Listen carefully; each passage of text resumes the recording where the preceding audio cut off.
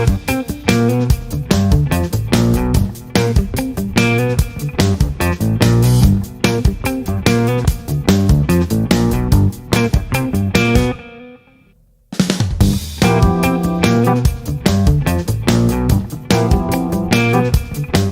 this part, I'd like to ask you some questions about yourself.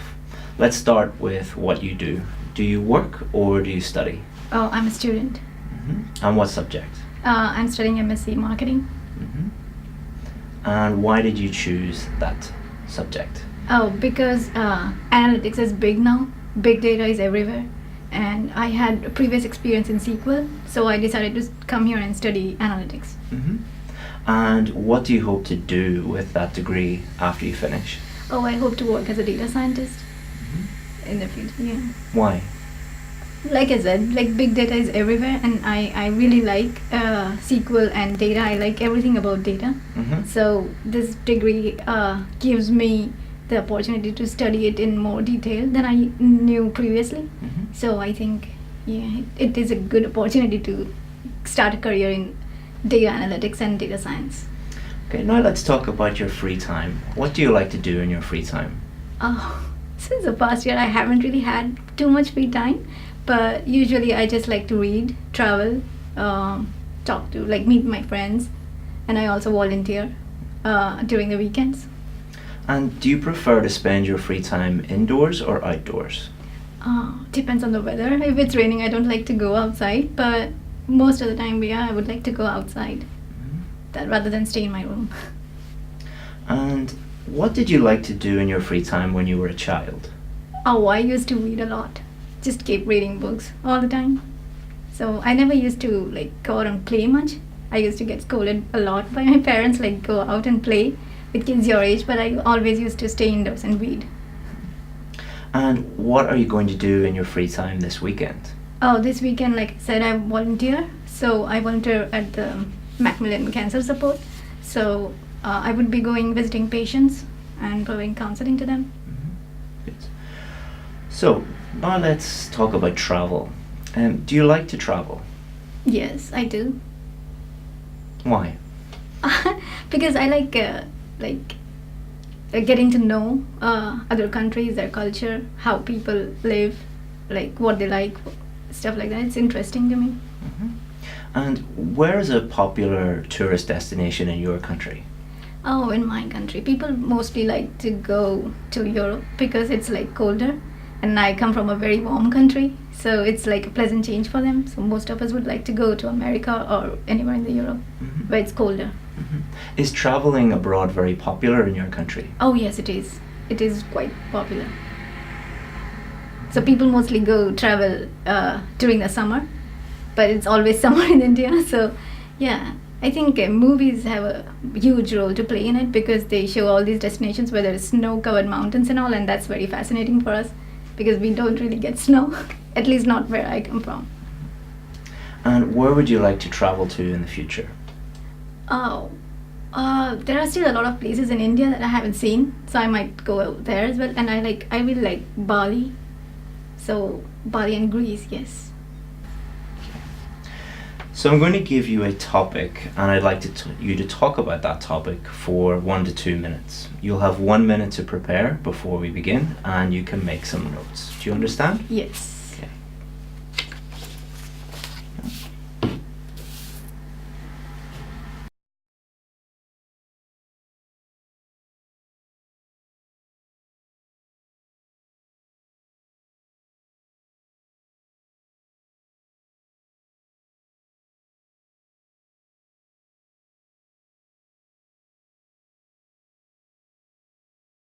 Okay, let's begin.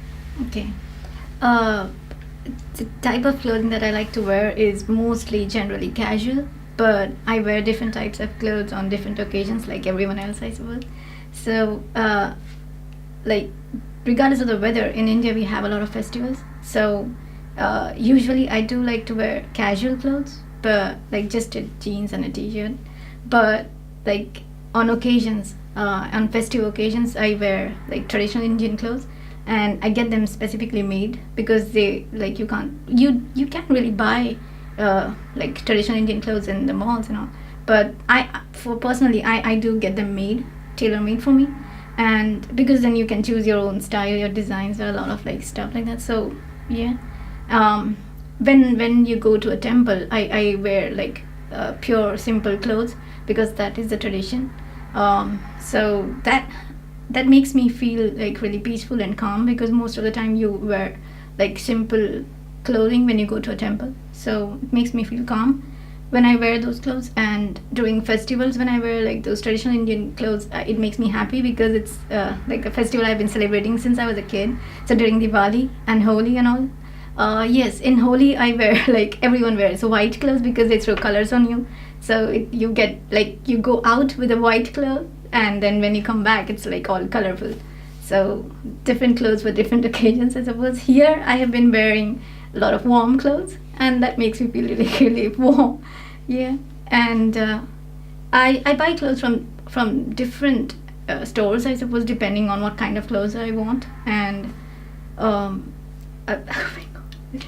So yeah, and when I go for an interview, I mostly dress in formals. So that makes me feel very confident, and that I'm prepared. Excellent. Good. Okay, so I'll take this off you, please. Excellent. All right, so we've been talking about clothing, and now I'd like to talk about designer clothes. So, are designer clothes popular in your country these days? Yes, I think so. Yeah, they're quite popular. It depends on like the person actually. Like people, designer clothes are usually very expensive. So only a people of certain socioeconomic class can buy those clothes. So they are popular in certain segments of the society. Yes. And why do you think people buy designer clothes? Oh, I think because it has a social status attached to it. So when you're buying, like when you're wearing a specific label, the people recognize it, and then it shows like what kind of class you belong to, and it is a huge thing in India, I think. So I think it's because of that. It shows like you are from a different class of society, and it shows your affluence, I think. You can flaunt your affluence that way. Maybe that. So now let's talk about working clothes. Do you think you can judge someone based on the kind of clothes they are wearing at work?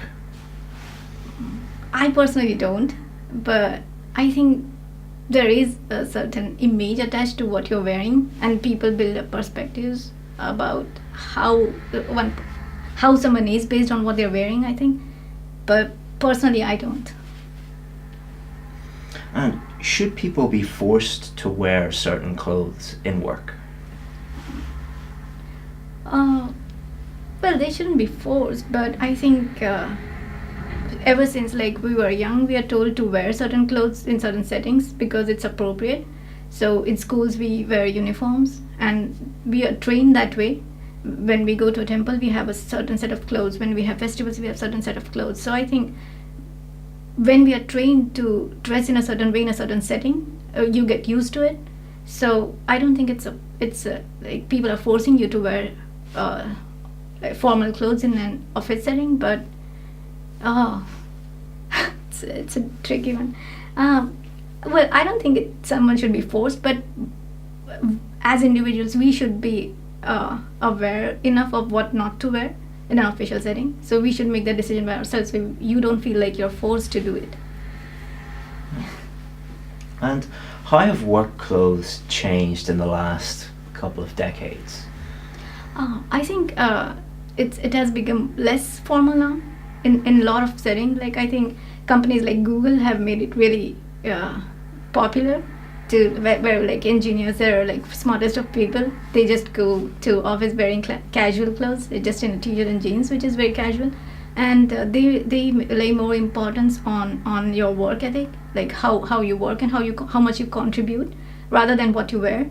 So that is really a refreshing change, I think. So it shouldn't matter what you wear, but like how you work and how much you contribute. So I think times are changing and people are really getting more relaxed about what you wear.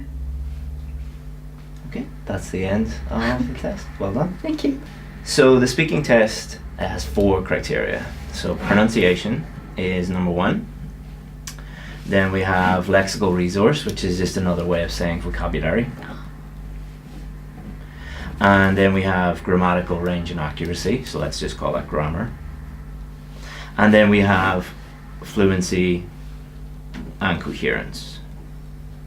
Okay, so let's start off with pronunciation. So I could understand 100% of what you were saying, which is very, very important. If the examiner couldn't understand 100% of what you were saying, then they probably would give you at least a 6 or below for pronunciation, but I could understand 100% of what you were saying. You do have a tiny little bit of, we call accent interference, but that didn't stop me actually understanding what you said at any time. It was very, very easy to understand what you were saying. Now, we'd also think about higher level pronunciation features, things like intonation, sentence stress, word stress, connected speech, and you're actually at a very high level in terms of the higher level pronunciation features. So for pronunciation, I would give you a band 8 because I can understand 100% of what you're saying without any effort whatsoever, and you have a very strong use of those higher level pronunciation features. In terms of vocabulary, your accuracy is very, very good. You rarely slip up in terms of your accuracy for vocabulary, and your range is also very, very good. You have some topic-specific words for nearly everything that I ask you for. You're not searching for vocabulary. You know you can access the vocabulary very, very easily and use that very, very well. I think for you, if you were to do the Ielts test again, I would encourage you during your preparation to take some more chances with vocabulary and maybe show how broad your vocabulary actually is, because I think your vocabulary is much, much broader than what you actually showed there today. But we didn't give you any coaching or anything like that before we did this. But next time I would just try and during your preparation to take some more chances, but in the real test, you use the 100% rule. Only use vocabulary that you're 100% sure about. And grammar, you had a couple of very small slips, but the vast majority of your grammar was 100% accurate. Nearly all error-free sentences. You used a wide range of structures, complex sentences, simple sentences. You had no problem with tenses, so I asked you about the past, the present, the future. I asked you how things have changed since, how they changed over the last few decades. You had no problem with any of those tenses. So your grammar is probably your strongest point. I have no worries really with your grammar. You had a couple of little small problems, but that is totally natural. Even native speakers have little slips. So for your grammar, I would give you a band 8 as well, and for your vocabulary, I would also give you a band 8. But that would be something that I would, if you were to do the test today immediately, you might get a 7 for vocabulary if you didn't show the range of vocabulary that you're capable of. So if you were to do the test tomorrow, I would say, just use some more advanced adjectives and nouns and show how good your vocabulary actually is. Your fluency is also very, very good. You don't speak with any noticeable effort, so you don't have to think about the grammar or the vocabulary. Linguistically, you're very advanced, so that doesn't affect your fluency, and you're able to speak without much effort at all. However, the one thing that I would say is your not your weakness, but this is something that many advanced students like you are not aware of, is that you need to develop your answers as much as you can, especially for part 3. So part 1, they're just normal everyday questions about yourself, but you were giving sometimes one word or just a few word answers. So I often had to say, like, why is this? So I said, what are you studying? And you just said, I'm studying this. Yeah. Why do you like that? So if we were having a normal conversation, no problem, because that's totally normal to say that. But remember, you're in a test, and the examiner has to judge your pronunciation, your vocabulary, your grammar, your fluency. So just one word answers, they don't have enough data to go on, really. They teach us differently in India then. They teach you differently? Yeah. What do they say? Because I have a tendency to just go on until they stop me, because that's what I saw on YouTube videos. But then they told me just answer the question, don't go off on a tangent. Yeah. So I just stick to that. I think that's a few different things. So one, going off on a tangent, you shouldn't do that, because you're going to lower your score for coherence. Because coherence is, did the answer make sense? So if I ask you about clothing and you start to talk about your favorite music, that's a problem. What your Indian teacher was probably referring to might have been that, but it could also be that certain students just talk on and on and on and on as much as possible. And in part one, I know this is frustrating advice, but not too short, not too long. So what does that mean? So too long, the problem with that is the examiner has to ask you a range of different questions, so they will keep stopping you.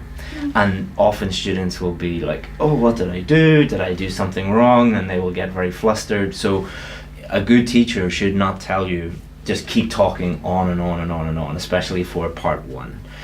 So a good way to answer part one questions is answer the question and then give a little bit more detail or an example or an explanation, just a little bit more information for the examiner to judge your answer on and understand your answer fully for that question. So I don't like giving exact number of sentences, because then people are thinking about number of words and number of sentences. But for example, what do you study in university? I like to study data science, or I like to study business because, and then explain why you like it. Or what would you like to do in the future? I would like to be a data scientist because I really blah blah, you like this, you like that. Or I would love to work for Google because my brother works for Google, or something like that, a real example. Part two, you did very, very well in terms of coherence, because you spoke for the full 2 minutes, and you had a little slip at the end, but that's no big deal. The examiner is not judging you on one little slip, they're judging you on your whole performance, and you did very, very well for part two. Part three is the part where you really do need to develop your answers, because part one is just questions about you, whereas part three are more abstract questions about ideas in general. So I didn't ask you